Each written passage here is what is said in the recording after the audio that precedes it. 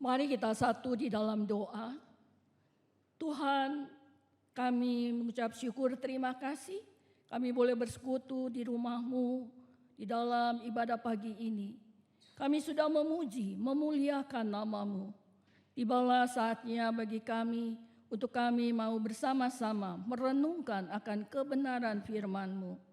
Tuhan menolong hamba-Mu di tengah segala keterbatasannya, sehingga dalam pimpinan-Mu, hamba-Mu boleh memberitakan kebenaran firman-Mu ini Tuhan dengan baik, dan Tuhan juga menolong, memberkati, supaya kebenaran firman-Mu ini dapat dimengerti dan jemaat boleh memahaminya dengan baik, dan kami boleh sama-sama belajar menerapkannya dalam kehidupan kami, sehingga kami terus boleh bersama-sama bertumbuh di dalam kebenaran firman-Mu.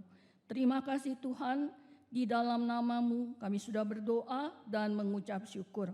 Amin. Silakan duduk Bapak Ibu Saudara sekalian. Pagi ini kita akan bersama-sama merenungkan satu tema dengan tema dalam misi sejak awal penciptaan. Tadi kita sudah sama-sama membaca di dalam kebenaran firman Tuhan ini. Mari kita akan melihat lebih dulu di dalam latar belakang dari Kejadian 1 ayat 27 sampai dengan 28 ini. Jadi Kejadian 1 ayat 27 sampai 28 ini menjelaskan bahwa Allah menciptakan manusia, laki-laki dan perempuan menurut gambarnya. Dan ini berarti bahwa manusia memiliki kepribadian dan kapasitas untuk berhubungan dengan Allah dan ciptaannya. Lalu kemudian kita juga melihat di sini Allah memberikan amanat kepada mereka untuk beranak cucu, bertambah banyak, memenuhi dan menguasai bumi, yang menugaskan manusia untuk menjadi wakil Allah di dalam mengelola dan memanfaatkan bumi secara bertanggung jawab. Lalu kita juga mau melihat apa makna di dalam Kejadian 12 ayat 1 sampai dengan 3 ini, ya, apa garis besar di dalamnya. Jadi Kejadian 12 ayat 1 sampai dengan 3 ini menyoroti panggilan Allah kepada Abram yang kemudian namanya menjadi Abraham. Untuk apa? Untuk meninggalkan negerinya dan keluarganya menuju tanah yang akan ditunjukkan Allah. Dan di dalam panggilan Allah kepada Abraham ini ada perintah yang disertai dengan janji-janji, yaitu bahwa menjadikan Abraham bangsa yang besar. Lalu Abraham akan menjadi terkenal, termasyhur namanya, dan bahkan melalui Abraham menjadi berkat bagi bangsa-bangsa lain.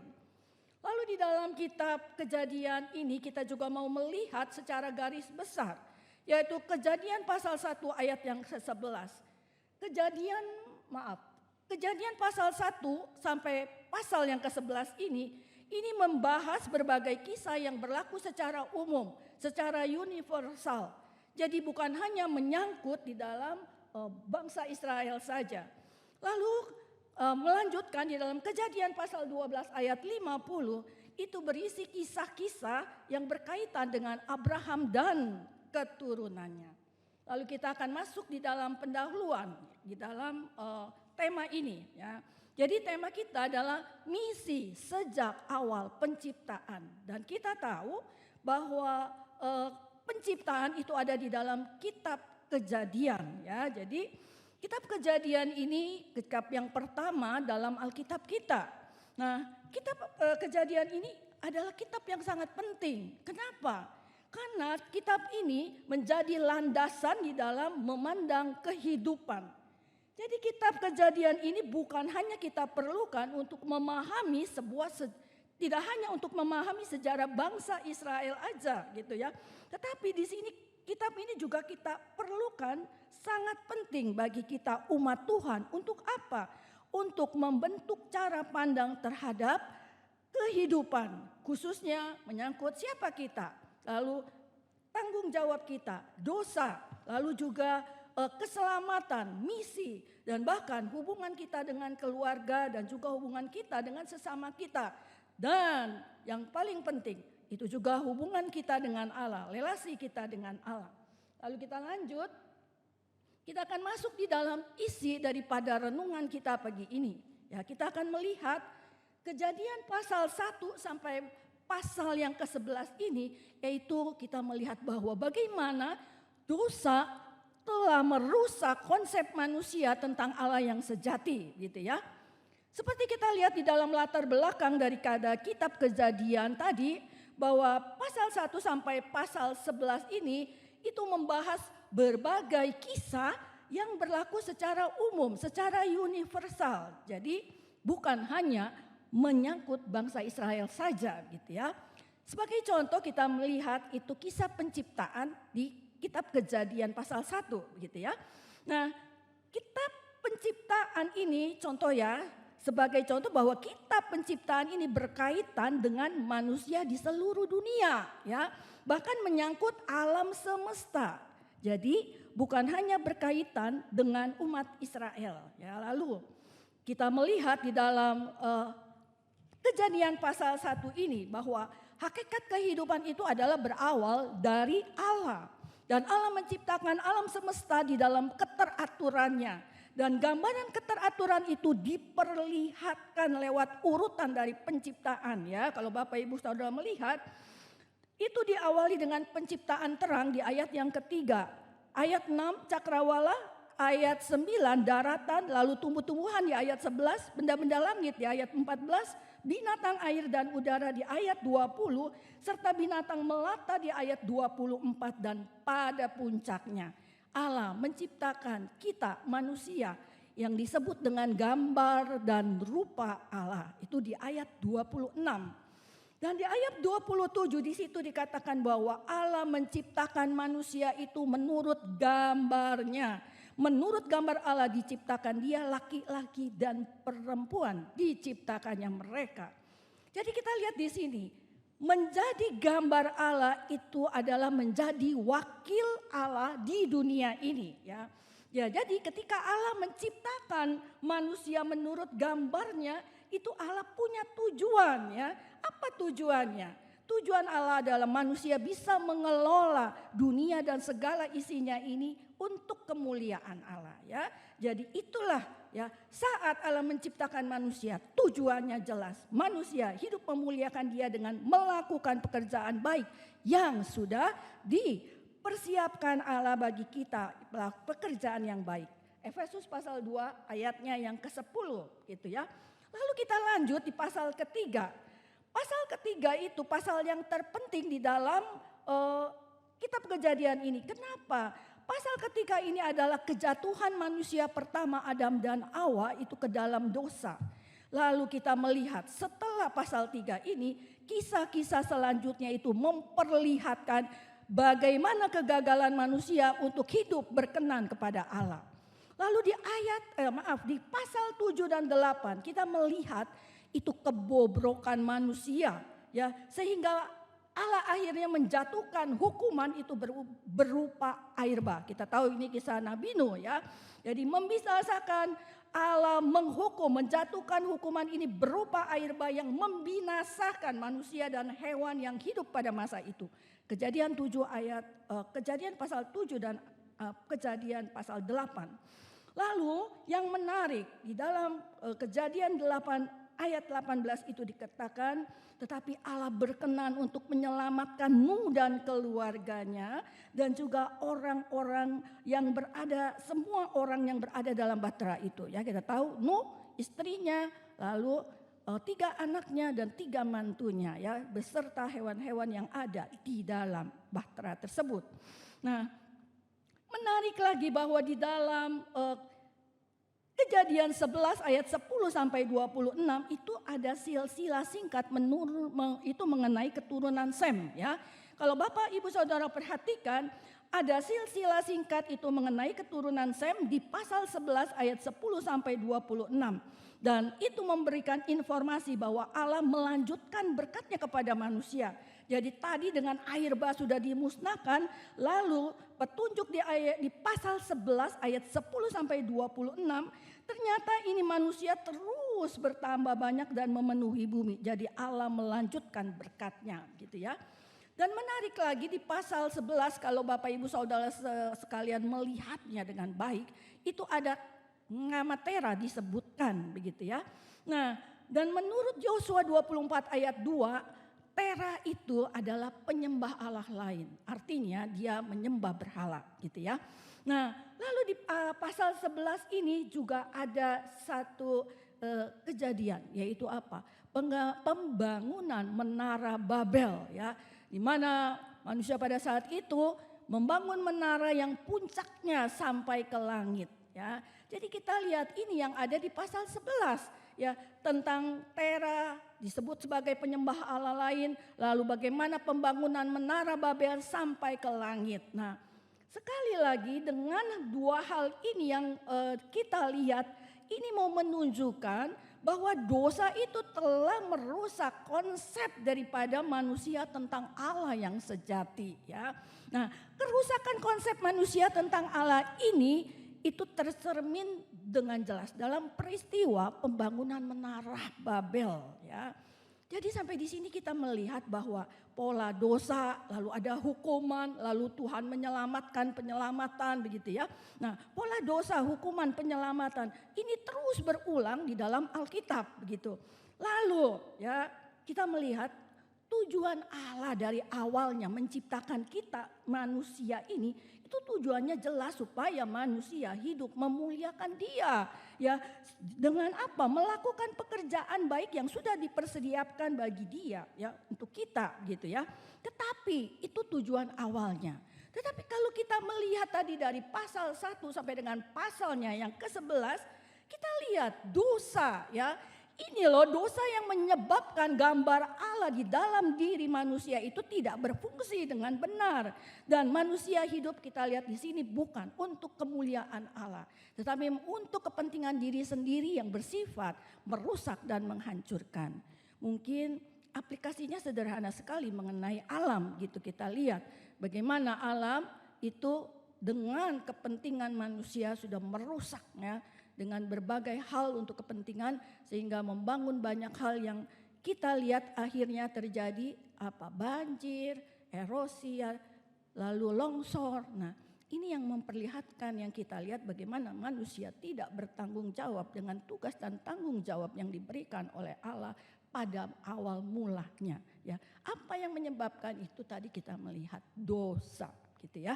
Nah, kita tahu bahwa sekalipun demikian Allah begitu mengasihi manusia gitu ya. Dia tetap mengasihi kita manusia. Dan kita lihat hanya ada satu jalan untuk memperbaiki masalah dosa ini. Yaitu apa? Mengizinkan Allah memperbaharui gambarnya di dalam diri kita dan karya penyelamatan Yesus ya.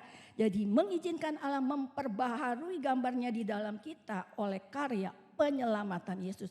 Caranya itu cuman itu ya, supaya masalah dosa ini bisa teratasi. Lalu bagaimana caranya gitu ya. Nah, jawabannya ada di dalam Kejadian pasal 12 ayat 1 sampai dengan ayat 3 gitu ya. Apa itu?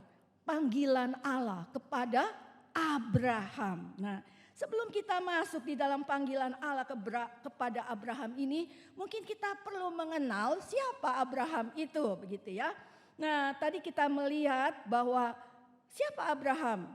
Ya, kalau di dalam Kejadian 11 ayat 28 itu dikatakan Abraham dilahirkan di Ur Kasdim ya, terletak di Mesopotamia ya.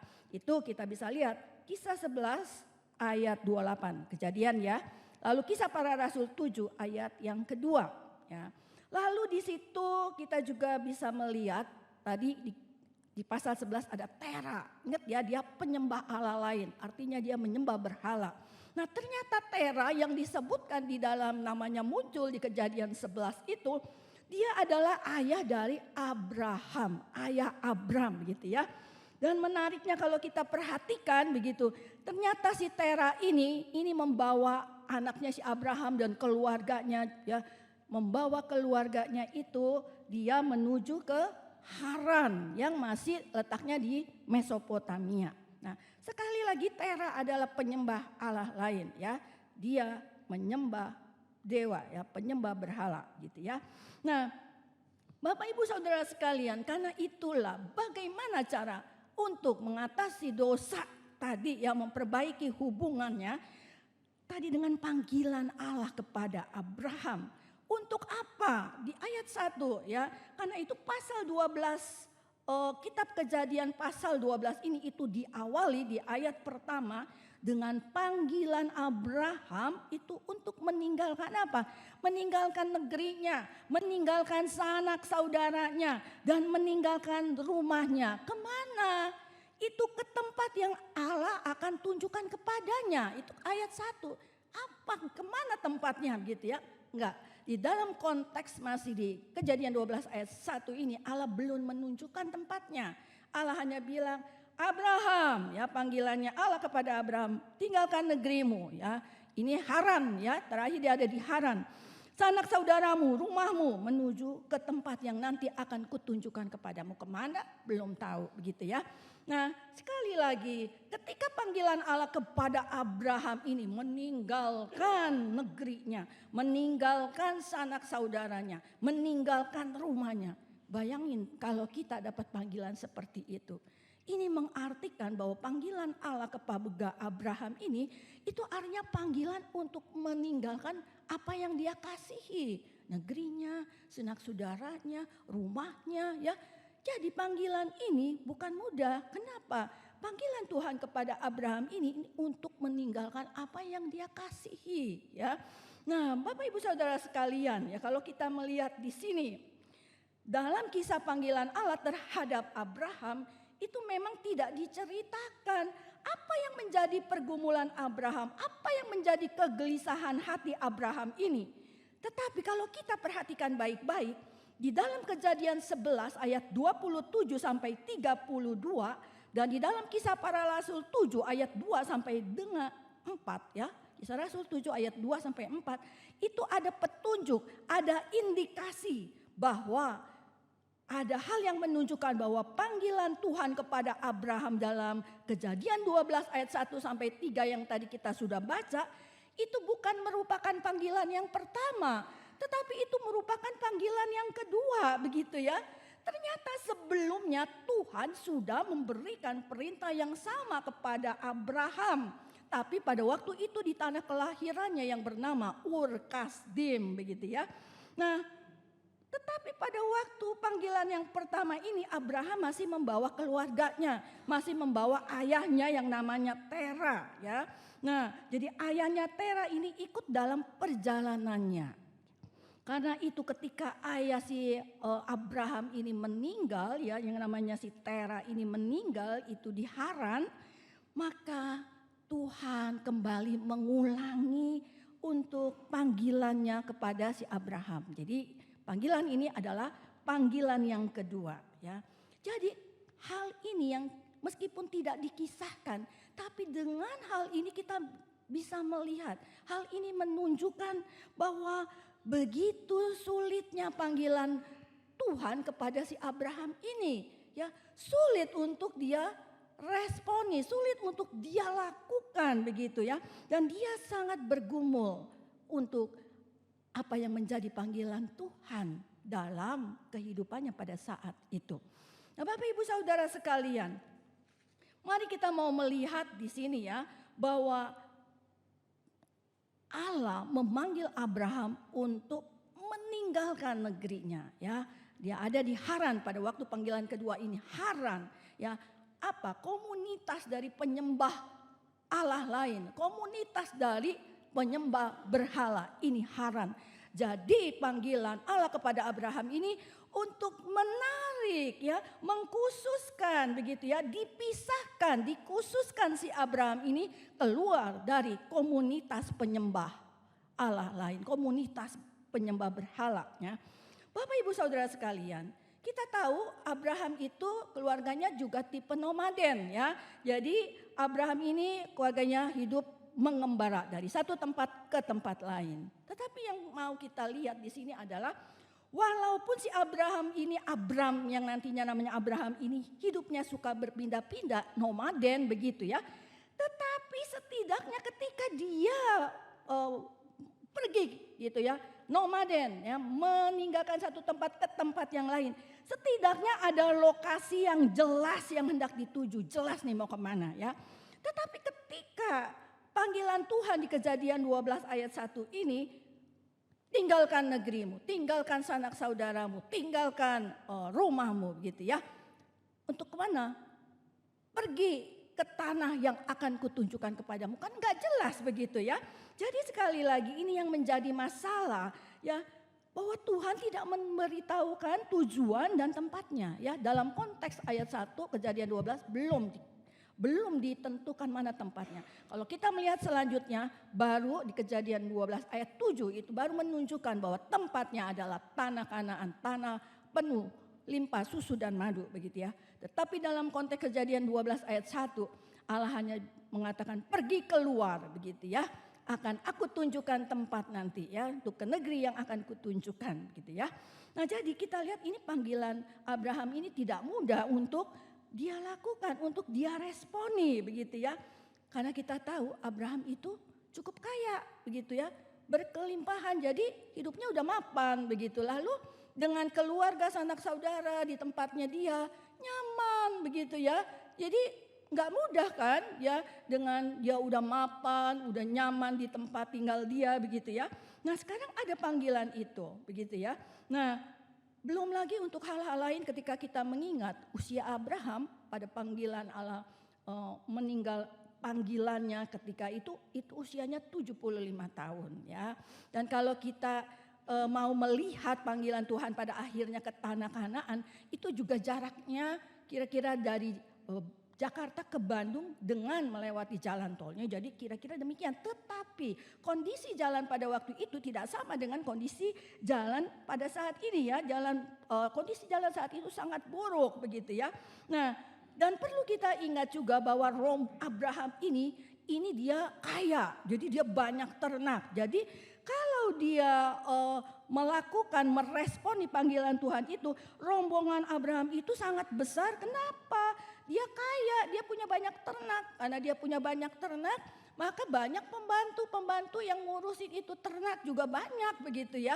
Jadi kalau melakukan perjalanan ini itu tidak mudah dan memakan waktu yang panjang begitu ya. Apalagi Abraham belum pernah menempuh perjalanan ini sebelumnya. Nah, itu kita lihat di Kejadian 13 ayat 6, Kejadian 14 ayat 14, Kejadian Ibrani 11 ayat 8 ya. Jadi ini janji Tuhan tentang tanah, tentang negeri. Lalu janji Tuhan yang kedua kalau kita lihat, aku akan menjadikan engkau Abraham bangsa yang besar ya. Ini Kejadian 12 ayat 2. Yang menarik begitu, kenapa? Di pasal sebelumnya di Kejadian 11 ayat 30 dengan jelas firman Tuhan mengatakan istri Abraham yang namanya pada waktu itu Sarai ya, Sarai nanti berubah jadi Sarah. Ternyata di dalam Kejadian 11 ayat 30 dikatakan ini istri si Abraham ini yang namanya Sarah itu mandul. Bapak Ibu Saudara sekalian tahu apa pengertian mandul? Mandul itu tidak punya anak begitu ya. Nah, jadi bagaimana mungkin gitu ya ketika janji Allah bahwa Abraham akan menjadi bangsa yang besar ya, bahwa melalui Abraham ini nanti akan Abraham memiliki keturunan dan menjadi bangsa yang besar. Kita melihat akan hal ini, bagaimana mungkin hal ini bisa terjadi. Abraham juga kalau secara logika usia udah tua, istrinya mandul begitu. Tetapi Allah berjanji, hai Abraham pergi keluar dari negerimu. Itu yang tadi pertama. Dan yang kedua, aku akan menjadikan engkau bangsa yang besar. Mana sesuatu hal yang mustahil begitu ya. Tetapi hal yang menarik kita lihat di sini ya. Tadi kita lihat pergumulannya nggak mudah ya, nggak gampang seperti ketika Kejadian 12 ayat 4a. Bagaimana sekali lagi di dalam pergumulan Abraham, panggilan yang pertama kita lihat, panggilan yang kedua, lalu janji akan keturunan yang banyak, bangsa yang besar, dengan kenyataan yang dilihat adalah istrinya Sarai mandul ya. Sekali lagi panggilan Allah kepada Abraham ini bukan mudah untuk diresponi ya. Tetapi sekali lagi, kalau kita melihat lanjutannya di dalam Kejadian 12, Kejadian pasal 12 ayat 4a, kita lihat di situ dikatakan, lalu pergilah Abraham seperti yang difirmankan Tuhan kepadanya. Wah, ini luar biasa sekali ya. Inilah iman yang dimiliki oleh Abraham. Kita tahu pengertian iman 11, Ibrani 11 ayat 1. Iman adalah dasar dari segala sesuatu yang kita harapkan, tapi bukti dari segala sesuatu yang tidak kita lihat. Inilah iman Abraham. Bahkan kalau kita lihat, bisa lanjut di dalam Roma, di sini nggak ada ya. Di dalam Roma 4, ada di dalam Roma 4, bahkan di dalam Roma 4 ayat 18 dikatakan, sebab sekalipun tidak ada dasar untuk berharap, tapi Abraham berharap juga dan percaya gitu ya, bahwa ia akan menjadi bapa banyak bangsa menurut yang sudah difirmankan Tuhan, demikianlah banyaknya nanti keturunanmu. Wah, ini luar biasa sekali ya. Ya, Abraham meresponinya. Kita ingat cerita Nabi Nuh, ketika Allah memerintahkan Nabi Nuh, buatlah kapal yang besar begitu ya. Nah, karena aku akan mendatangkan air bah, hujan 40 hari 40 malam gitu ya. Ingat di sini si Nuh, ini Nabi Nuh ya. Lalu ketika firman ini datang kepada si Nabi Nuh, itu keadaannya cuaca cerah, nggak ada tanda-tanda mau hujan, matahari bersinar terik begitu ya. Tetapi ya si Nabi Nuh ini tetap melakukan apa yang menjadi perintah Tuhan. Belum ada tanda-tanda, tetapi dia terus ya membuat bahtera itu dari hari ke hari, dari minggu ke minggu begitu. Dan inilah iman yang dimiliki oleh si Abraham ya. Karena itu kita tahu Abraham dikatakan bapa orang beriman gitu ya. Nah, Bapak Ibu Saudara sekalian, kita sekarang ini ketika belajar firman ini begitu ya, kita tahu bahwa janji Allah kepada Abraham bahwa keturunan Abraham menjadi yang bangsa yang besar itu sudah digenapi. Kenapa? Karena kita ini secara tidak langsung adalah anak-anak rohani dari Bapak Abraham ya. Nah, ketika saya menyiapkan renungan pagi ini, saya jadi teringat ya, panggilan Abraham ini, panggilan Allah kepada Abraham ini mengingatkan saya mengenai panggilan Allah, panggilan Tuhan kepada saya. Ketika panggilan Tuhan itu, hai Moili gitu ya. Panggilan Tuhan bilang, kamu jadi hamba Tuhan full time ya. Jadi panggilan Abraham ini mengingatkan panggilan saya ya. Panggilan Tuhan kepada saya untuk menjadi hamba Tuhan full time dalam kehidupan saya dengan satu janji ya. Jadi ketika panggilan itu datang dalam hidup saya, saya ketakutan. Bagaimana saya setiap bulan udah bisa mendapatkan uang dan berkecukupan ya. Enggak berkekurangan, malah bisa menabung, malah bisa melakukan hal-hal yang menolong orang tua saya. Memberikan sebagian dari penghasilan saya kepada orang tua saya. Membantu perekonomian orang tua saya. Jadi ketika panggilan ini datang, saya juga ada ketakutan, kekhawatiran. Dan di dalam saat teduh saya pada waktu itu, panggilan Tuhan itu dengan satu janji. Di dalam Yesaya 41 ayat 10. Ini kekuatan saya ketika meresponi akan janji Tuhan. Panggilan Tuhan kepada saya. Menjadi hamba Tuhan full time begitu ya. Janji Tuhan ini Yesaya 41 ayat 10. Saya ingat sekali. Dia bilang janganlah takut sebab aku menyertai engkau ya. Apalagi situ, janganlah bimbang sebab aku ini Allahmu. Aku akan menolong engkau. Bahkan aku akan memegang tanganmu dan memberikan kemenangan. Memegang tanganmu ya. Nah Bapak Ibu Saudara sekalian begitu ya. Satu hal yang menarik, kenapa? Ketika panggilan ini ada dengan janji Yesaya 41 ayat 10, janganlah takut. Karena aku menyertai engkau, janganlah bimbang sebab aku ini Allahmu. Aku akan meneguhkan, bahkan akan menolong engkau dan memegang tanganmu dengan membawa kemenangan. Bapak Ibu Saudara sekalian, ketika saya berdoa di dalam pergumulan saya dan dengan renungan ini, dan saya menjawab, iya Tuhan, ini saya akan meresponi panggilanmu dengan menjadi hamba Tuhan full time. Saya akan meninggalkan pekerjaan saya secara sekuler. Ya, ketika saya mengakhiri doa ini dengan amin, tidak lama kemudian saya ingat sekali telepon di rumah saya itu berdering gitu ya. Dan ketika saya angkat ya, itu dari teman saya di Bandung dan dia mengatakan bahwa cicongnya dia sedang mencari beberapa orang untuk disponsori, didanai ya, mencari loh, enggak satu loh, beberapa orang. Ya cicongnya ini mencari beberapa orang untuk dia danai, dia sponsori, dia menjadi donaturnya untuk studi di seminari ya, untuk belajar Alkitab. Dan intinya saya menjadi salah satu penerima donatur itu. Saat itu saya menutup telepon dan saya menangis gitu ya. Hal menarik lagi yang saya alami. Apa? Saya waktu itu sekali lagi sama seperti Abraham ya tadi ya.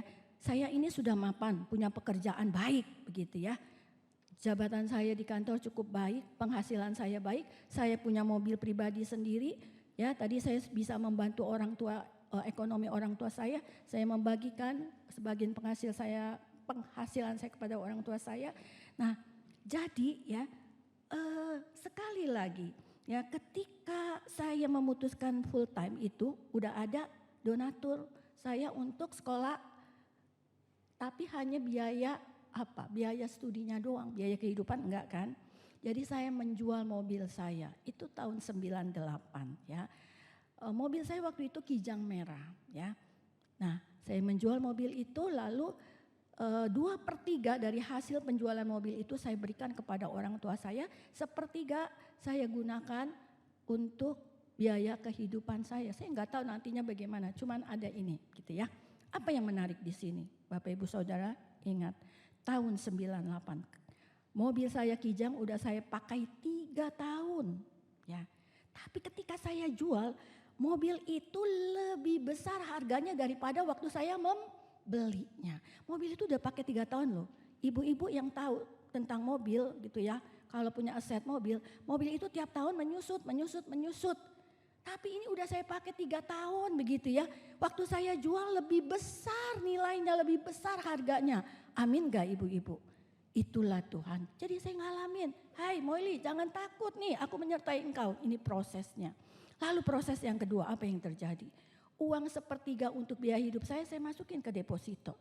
Bapak Ibu Saudara sekalian ingat tahun 98 bunga deposito itu naik 100%. Ingat? Saya kembali mengalamin, ya Tuhan lihat nih, aku Tuhan, aku menyertai engkau, jangan takut. Itu. Lalu setelah itu begitu ya, menarik kenapa? Setelah saya lulus begitu ya, apa yang terjadi? Saya ini jual mobil gitu ya, tapi Tuhan mengembalikan loh mobil itu. Ya saya ingat donatur saya itu memberikan mobil Xenia, saya ingat nomornya B8189ZO, itu mobil yang saya terima. Untuk apa? Karena Tuhan tahu saya membutuhkan, karena untuk pelayanan saya butuh mobil gitu ya. Waktu itu belum ada mobil gereja seperti ini begitu ya. Ada 1 mobil tetapi untuk gembala sidang gitu ya. Dan ini sekali lagi ya, kalau saya ceritakan akan panjang ya. Termasuk ketika saya diterima menjadi guru TK di sekolah pelangi kasih dalam usia saya 30 tahun ke atas. Pelamar-pelamar lain 20 tahun ke atas. Bapak Ibu tahu kalau guru TK kita udah loncat-loncat ya nyanyi-nyanyi gitu ya. Ya tired ya, itu bahasanya bilingual. Jadi tired ya, sayanya tired udah capek. Tapi dia Lause, once more, ya. Tetapi inilah penyertaan Tuhan. Tuhan tahu saya butuh pekerjaan itu ya. Jadi inilah intinya ya, intinya di dalam kebenaran firman ini ya.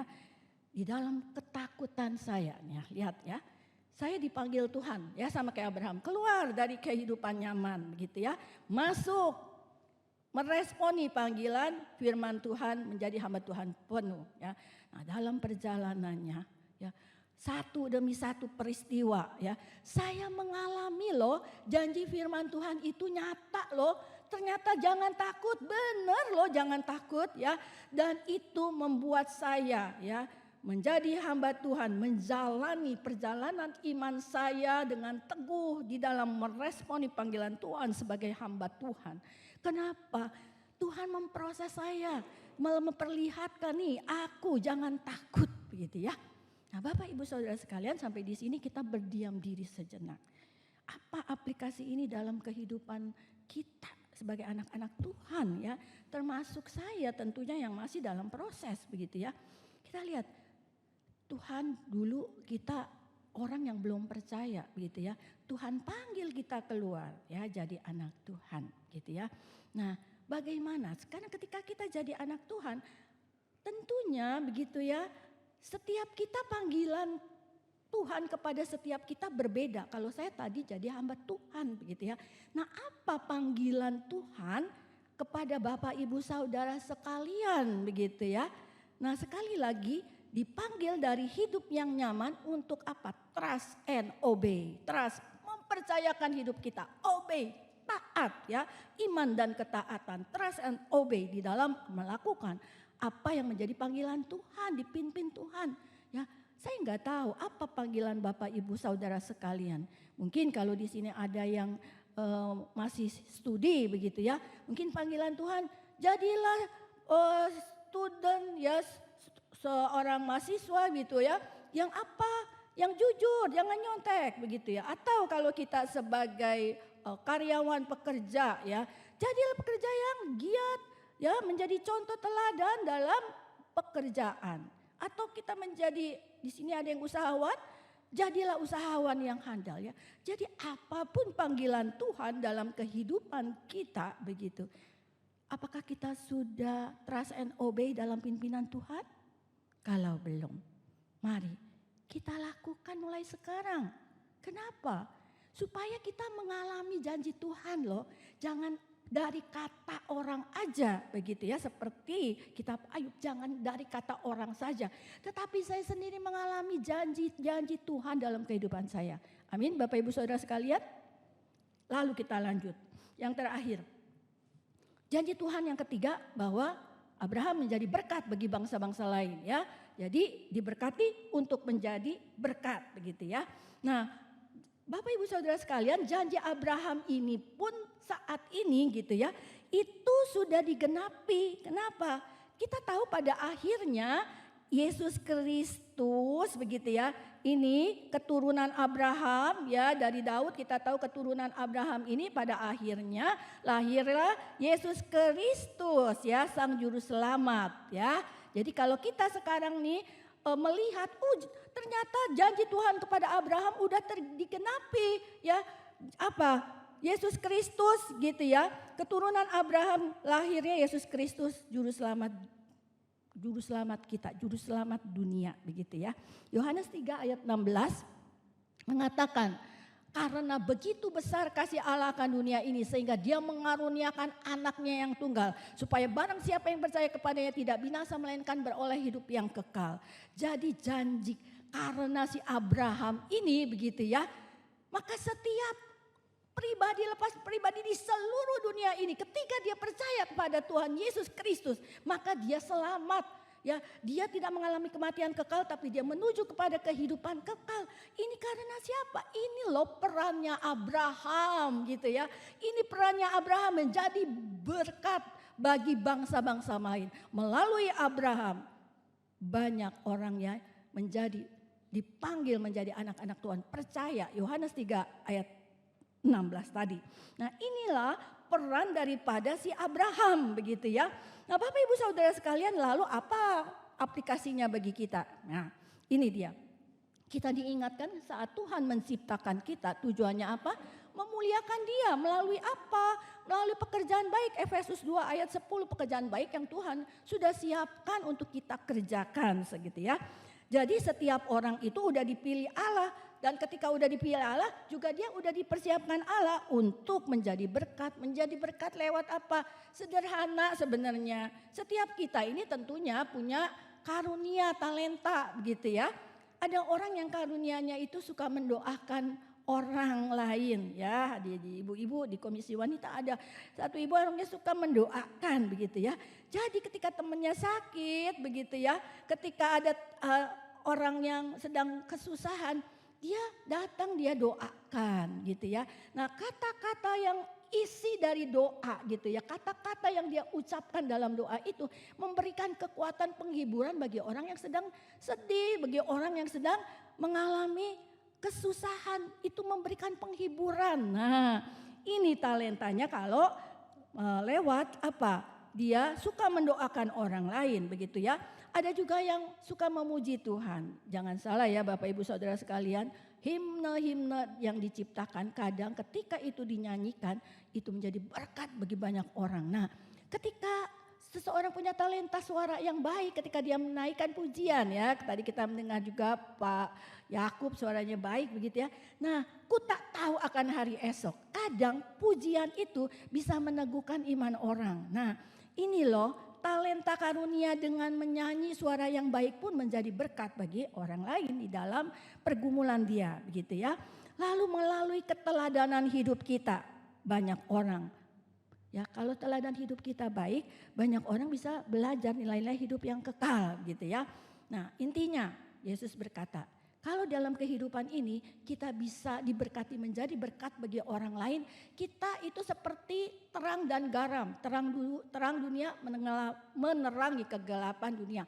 Menjadi garam, kita tahu garam menyedapkan masakan ya. Jadi di mana kita berada itu selalu menyenangkan orang-orang di sekitar, menjadi berkat bagi orang-orang di sekitar. Jadi inilah ya, Yesus berkata bahwa hidup kita ketika menjadi berkat itu seperti garam dan terang ya.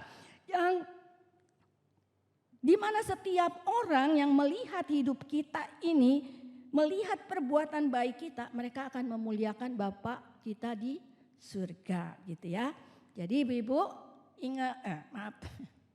Jadi Bapak Ibu saudara sekalian, kita diingatkan, mari kita menjadi anak-anak Tuhan yang apa? Diberkati untuk menjadi berkat bagi orang lain ya. Ketika sekali lagi berkat itu bukan hanya berkat materi, tetapi berkat itu yang terlebih lagi adalah berkat rohani. Berkat rohani, menyaksikan kabar baik tentang Kristus kepada orang-orang yang belum mengenal kasih Tuhan. Amin. Dan sebagai penutup kesimpulannya, kita lihat, jadi apa sih si Allah ini kenapa sih membuat perjanjian dengan Abraham? Tadi kita lihat supaya si Tuhan ini bisa terus berhubungan, berrelasi dengan Abraham dan keturunannya gitu ya. Dan yang kedua, karena Tuhan dari mau menghadirkan tadi juru selamat untuk menyelesaikan masalah dosa gitu ya. Nah, perjanjian ini sekali lagi tidak menyelamatkan Abraham, tetapi perjanjian ini memperlihatkan penebusan Allah kepada Abraham dan keturunannya. Dan inilah yang menjadi misi Allah sejak awal penciptaan yang menjadi tema kita pagi ini. Amin. Mari kita berdoa. Tuhan, terima kasih untuk renungan firman-Mu pagi ini yang boleh mengingatkan kami akan kasih Tuhan yang begitu besar bagi kami Tuhan. Bahkan sejak awal penciptaan, Tuhan sudah merencanakan satu rencana keselamatan bagi hidup kami. Anugerah keselamatan-Mu. Terima kasih Tuhan. Tuhan, tolonglah kami supaya kami terus belajar menerapkan kebenaran firman Tuhan ini dalam hidup kami. Meresponi panggilan Tuhan dengan trust and obey. Percaya dan beriman, percaya dan taat di dalam pimpinan Tuhan. Dan kami juga diingatkan bagaimana ketika kami menjadi berkat, kami juga menyalurkan berkat itu bagi orang-orang di sekitar kami. Baik berkat materi yang Tuhan berikan maupun yang lebih khusus lagi dan menjadi sangat penting adalah berkat rohani. Menyaksikan tentang kabar baik kepada orang-orang yang belum mengenal kasih Tuhan. Lewat kehidupan kami boleh menjadi berkat kemuliaan bagi nama-Mu. Tolong kami Tuhan, kami tahu kami tidak mampu melakukan hal ini dengan kekuatan kami sendiri. Tetapi bersama Tuhan, Tuhan memampukan kami. Terima kasih Tuhan, di dalam nama-Mu kami sudah berdoa dan mengucap syukur. Amin.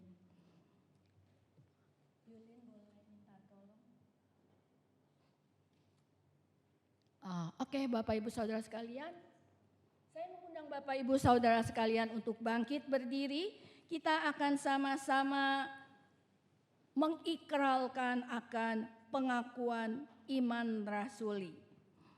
Aku percaya kepada Allah Bapa yang Maha Kuasa, Khalik langit dan bumi, dan kepada Yesus Kristus, anaknya yang tunggal Tuhan kita, yang dikandung dari Roh Kudus, lahir dari anak darah Maria, yang menderita sengsara di bawah pemerintahan Pontius Pilatus, disalibkan, mati dan dikuburkan, turun ke dalam kerajaan. Pada hari yang ketiga bangkit pula dari antara orang mati, naik ke surga, duduk di sebelah kanan Allah Bapa yang Maha Kuasa. Dan dari sana Dia akan datang untuk menghakimi orang yang hidup dan yang mati. Aku percaya kepada Roh Kudus, gereja yang kudus dan am, persekutuan orang kudus, pengampunan dosa, kebangkitan tubuh dan hidup yang kekal. Amin. Dengan tetap berdiri, mari kita mau meresponi akan persiapan hati kita untuk masuk di dalam perjamuan kudus. Silakan duduk dulu Bapak Ibu Saudara sekalian, maaf. Ya, mari kita menaikkan pujian untuk menyiapkan hati kita masuk di dalam perjamuan kudus. Kita naikkan pujian nomor 12. Salibnya, salibnya. Kita naikkan pujian ini.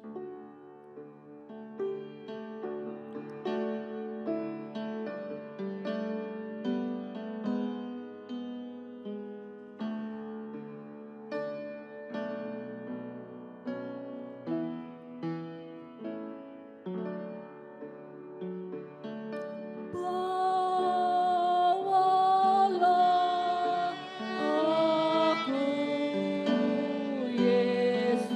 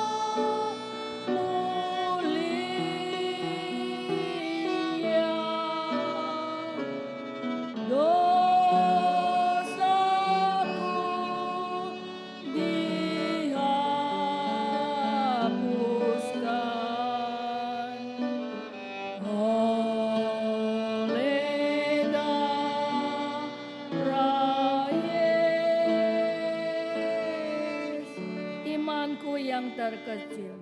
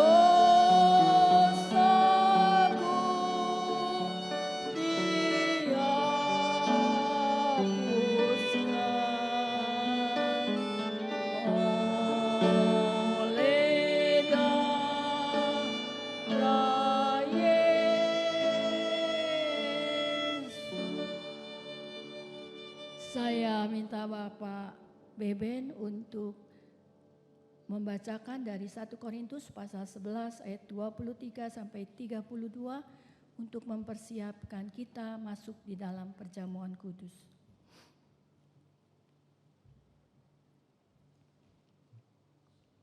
Saya akan bacakan dari 1 Korintus 11 ayat 23 sampai 32.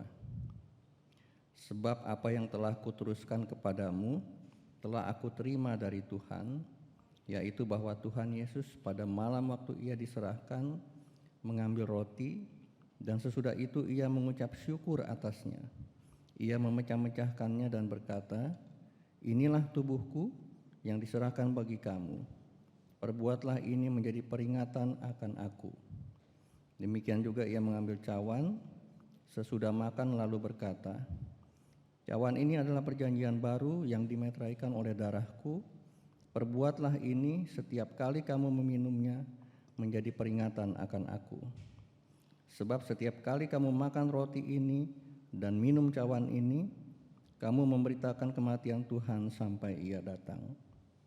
Jadi barang siapa dengan cara yang tidak layak makan roti atau minum cawan Tuhan, ia berdosa terhadap tubuh dan darah Tuhan. Karena itu hendaklah tiap-tiap orang menguji dirinya sendiri, dan baru sesudah itu ia makan roti dan minum dari cawan itu. Karena barang siapa makan dan minum tanpa mengakui tubuh Tuhan, ia mendatangkan hukuman atas dirinya. Sebab itu banyak di antara kamu yang lemah dan sakit, dan tidak sedikit yang meninggal. Kalau kita menguji diri kita sendiri, hukuman tidak menimpa kita. Tetapi kalau kita menerima hukuman dari Tuhan, kita dididik supaya kita tidak akan dihukum bersama-sama dengan dunia." Demikian pembacaan firman Tuhan. Tuhan Yesus memberkati. Terima kasih Pak Beben. Saya mengundang untuk petugas persiapan, petugas pelayan untuk perjamuan kudus untuk maju ke depan.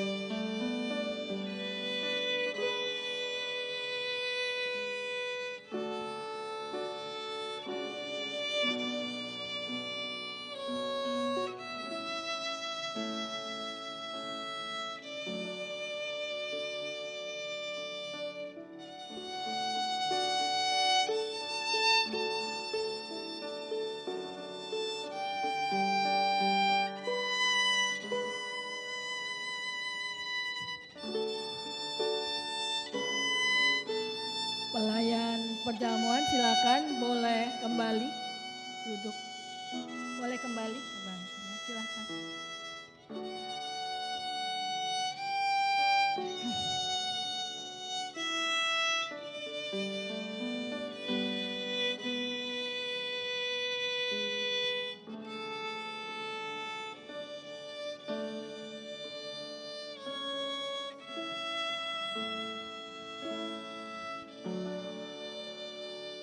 Bagi setiap kita, kalau kita sudah mendapatkan roti dan air anggur ini, mari kita bersaat teduh sejenak di hadapan Tuhan.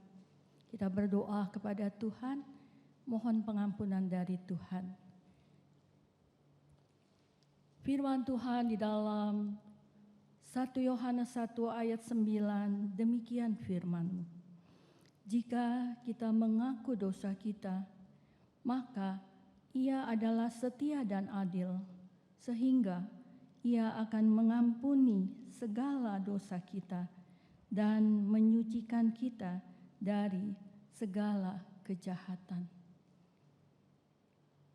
Kita menaikkan pujian, jiwaku terbuka di hadapan Tuhan. Bapak Ibu Saudara sekalian tetap mengambil waktu teduh di hadapan Tuhan.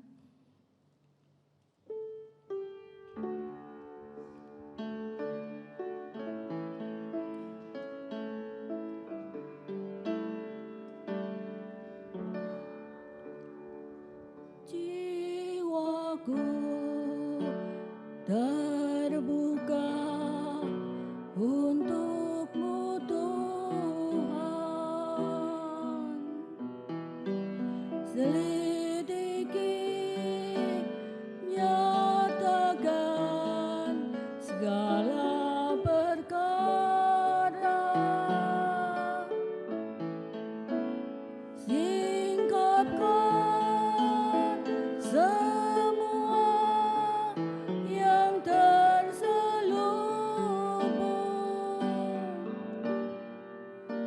supaya ku layak di hadapan-Mu Tuhan. Saya mengundang Bapak Ibu Saudara sekalian untuk bangkit berdiri dan kita menaikkan pujian ini sekali lagi dalam sikap doa kita.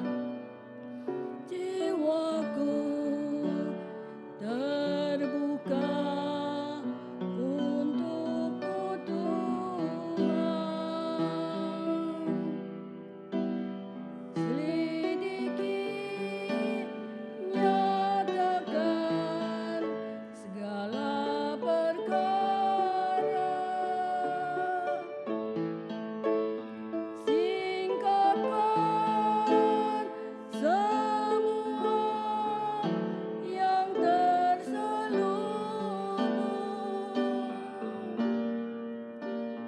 supaya ku layak di hadapan-Mu Tuhan. Mari kita satu di dalam doa sebelum kita sama-sama makan roti dan minum air anggur ini. Tuhan, seperti pujian yang kami naikkan, inilah kami di hadapan-Mu Tuhan. Kami datang di hadapan-Mu Tuhan. Kami mohon ampun kalau ada dosa, kesalahan yang sudah kami lakukan, baik dalam perkataan kami, baik dalam perbuatan kami. Tuhan, ampuni kami.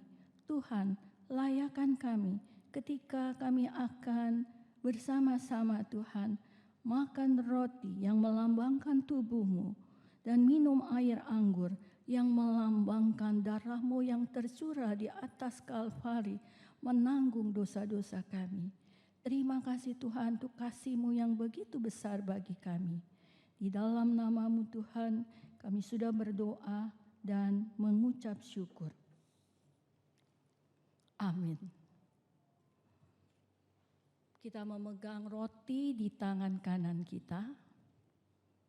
Sebab apa yang telah kuteruskan kepadamu telah aku terima dari Tuhan, yaitu bahwa Tuhan Yesus pada malam waktu Ia diserahkan, Ia mengambil roti, dan sesudah itu ia mengucap syukur atasnya.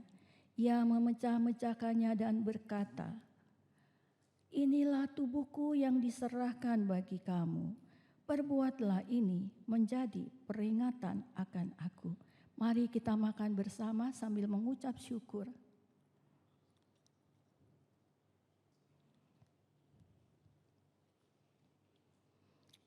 Demikian juga ia mengambil cawan sesudah makan, lalu berkata, "Cawan ini adalah perjanjian baru yang dimeteraikan oleh darahku.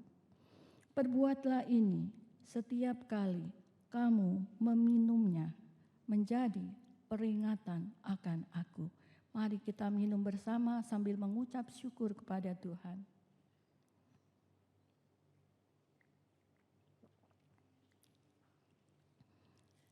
Saya minta Pak Andrian boleh memimpin kita di dalam doa.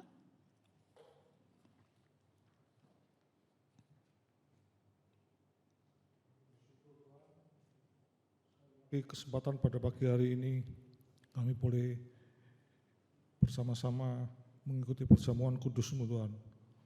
Biarlah melalui perjamuan kudus ini kami boleh selalu diingatkan akan kasih-Mu yang begitu besar bagi kami. Dengan tubuh yang terkoyak dan darah yang tercurah, Engkau rela berkorban untuk kami orang-orang berdosa ya Tuhan. Terima kasih Tuhan. Tuhan berikan hikmat bagi kami untuk terus mengingat akan kasih-Mu dan hidup sesuai dengan kebenaran-Mu. Dalam nama Yesus kami sudah berdoa. Amin. Amin, terima kasih. Silakan duduk lebih dulu sambil cawan-cawan dikumpulkan. Kita akan meresponinya dengan baitnya yang ketiga. Salib-Mu, sandaranku, ku rindu kasih-Mu.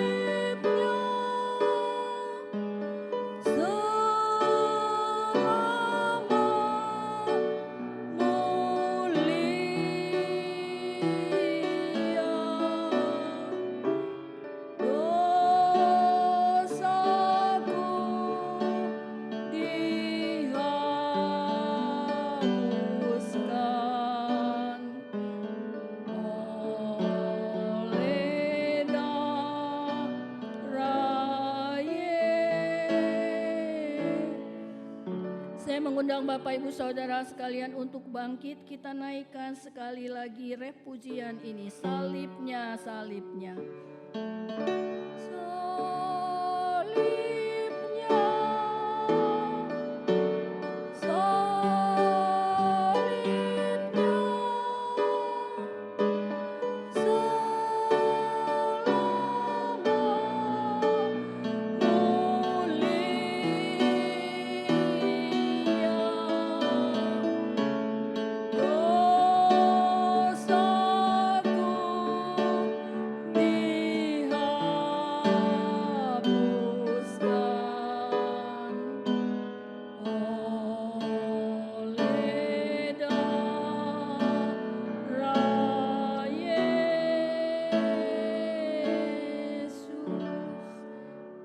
kita masuk di dalam doa.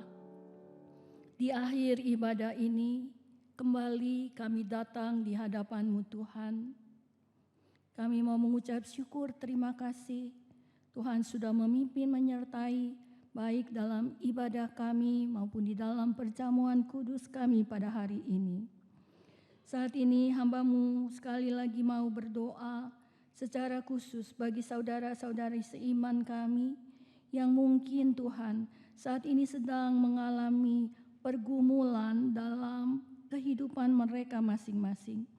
Baik pergumulan berupa sakit penyakit, pergumulan di dalam keuangan, pergumulan di dalam relasi keluarga antara satu dengan yang lainnya, dan apapun pergumulan-pergumulan yang jemaat-Mu hadapi saat ini. Biarlah Tuhan menolong di dalam pergumulan-pergumulan itu. Mereka boleh mengalami perjumpaan pribadi dengan-Mu Tuhan.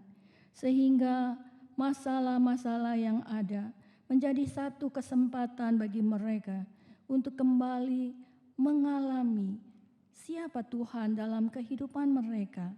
Tuhan yang mampu melakukan segala perkara di luar dari apa yang dapat manusia lakukan. Tuhan, saat ini kami juga berdoa bagi saudara-saudari seiman, bagi jemaat-Mu Tuhan, di dalam setiap apa yang mereka kerjakan dan usahakan. Biarlah Tuhan membuat apa yang dikerjakan dan diusahakan mereka menjadi selalu berhasil untuk kemuliaan bagi nama Tuhan.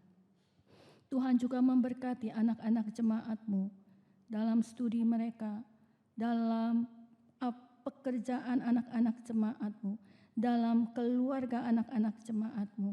Tuhan memberkati. Tuhan, saat ini kami juga tidak lupa mau berdoa bagi bangsa dan negara kami. Dalam beberapa waktu ini banyak terjadi demo-demo yang kami melihat ada korban jiwa di dalamnya. Dan itu membuat satu stabilitas keamanan menjadi terganggu Tuhan. Kami berdoa biar Tuhan menolong, berbelas kasihan kepada bangsa dan negara kami Tuhan. Tuhan menolong supaya pemerintah boleh mengambil tindakan-tindakan yang tepat dalam menangani masalah ini. Kami juga berdoa untuk para pendemo secara khusus yang diwakili oleh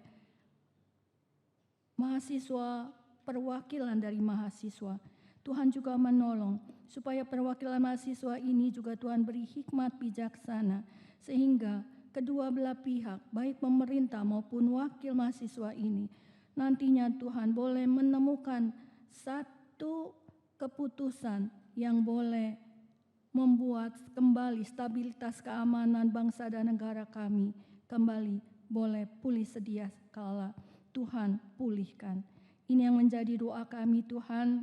Kami mau menyerahkan sekali lagi semua doa-doa ini. Biarlah Tuhan menyempurnakan doa-doa ini seperti Tuhan sudah mengajar kami doa Bapa kami.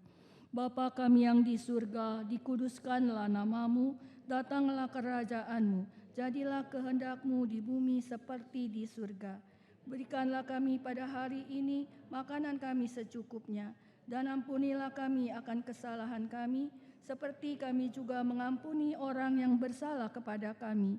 Dan janganlah membawa kami ke dalam pencobaan, tetapi lepaskanlah kami daripada yang jahat. Karena Engkaulah yang mempunyai kerajaan dan kuasa dan kemuliaan sampai selama-lamanya. Amin. Doksologi.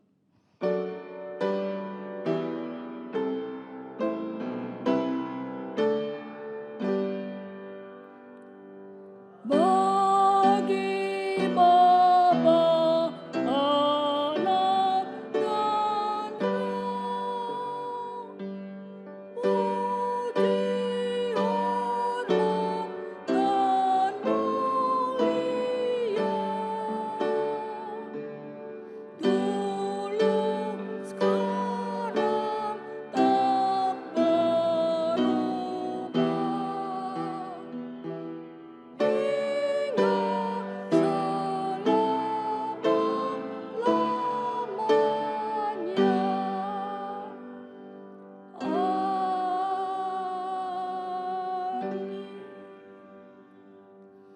Angkatlah kedua tangan dari Bapak Ibu Saudara sekalian dan terimalah berkat Tuhan.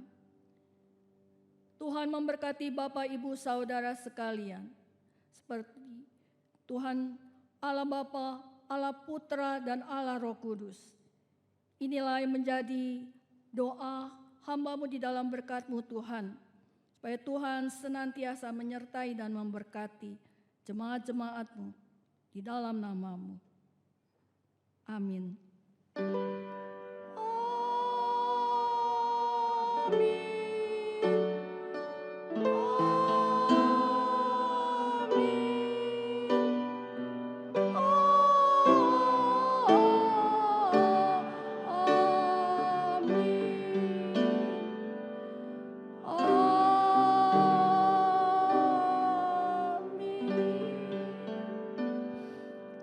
Amin. Silakan duduk saat teduh dan berdoa masing-masing.